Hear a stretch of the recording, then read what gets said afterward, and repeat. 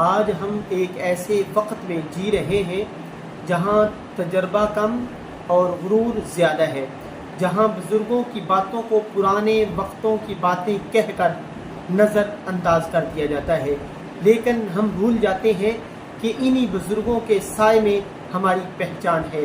اللہ تعالیٰ قرآن پاک فرقان حمید میں فرماتا ہے وَقُلْ لَهُمَا قَوْلًا كَرِيمًا، یعنی ماں باپ سے نرمی اور عزت سے بات کرو۔ نبی کریم صلی اللہ علیہ وسلم نے فرمایا جو ہمارے بڑوں کا احترام نہ کرے اور ہمارے چھوٹوں پر رحم نہ کرے وہ ہم میں سے نہیں۔